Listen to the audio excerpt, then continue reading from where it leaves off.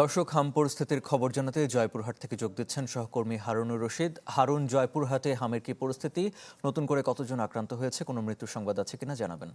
ঈদ আসবে, সাথে ক্যাশব্যাকও আসবে। নিজের বা প্রিয়জনের জন্য কেনাকাটায় এবারও নগদ পেমেন্টে পাচ্ছেন দারুণ ক্যাশব্যাক। তাই যাই কিনুন, পেমেন্ট করুন নগদে। আরেফিন, জয়পুরহাটে হাম নিয়ে কিন্তু এখন তেমন কোনো দুঃসংবাদ নেই। জয়পুরহাটে এখন পর্যন্ত 108 জন রোগী হামে সন্দেহে এখানে জয়পুরহাট জেনারেল হাসপাতালে তারা চিকিৎসা নিয়েছেন। এর মধ্যে কিন্তু 95 জন চিকিৎসা নিয়ে বাড়ি ফিরেছেন। আজকে হাসপাতালে নতুন করে 4 জন সহ মোট 13 জন রোগী এখানে ভর্তি রয়েছে।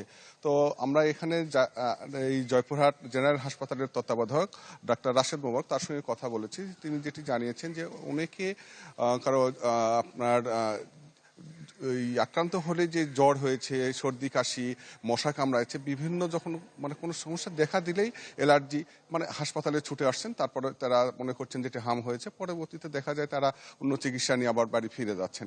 তো আমি যদি বলি যে জয়পুরহাটে কিন্তু নিবিড় যত্নে পুরাতন যে ভবন রয়েছে 3য় তলায়, সেখানে কিন্তু চিকিৎসা চলছে এখানে হামের রোগীদের। তো ওয়ার্ড কিন্তু পরিষ্কার পরিচ্ছন্নতা দেখেছি আমরা, এখানে চিকিৎসা সেবাও ভালো পাচ্ছেন রোগীরা।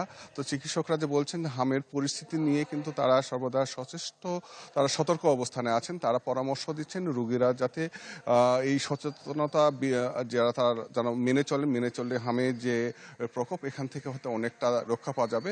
তো আমরা আরও যেটি এখানে উপলব্ধি করেছি, হাসপাতালে কিন্তু প্রতিনিয়তই কিন্তু রোগীরা এখানে ভিড় করছেন উপসর্গতার সন্দেহে, কিন্তু হামের যে শনাক্ত সংখ্যাটা কিন্তু জয়পুরহাটে খুবই কম। তো এই ছিল জয়পুরহাটের হামের পরিস্থিতি নিয়ে সর্বশেষ খবর। আরেফিন। হারুন, আপনাকে ধন্যবাদ। দর্শক, জয়পুরহাট থেকে যুক্ত হয়েছিলেন সহকর্মী হারুনুর রশিদ, জানাচ্ছিলেন হামের পরিস্থিতি। চলে যাচ্ছে পরের সংবাদে।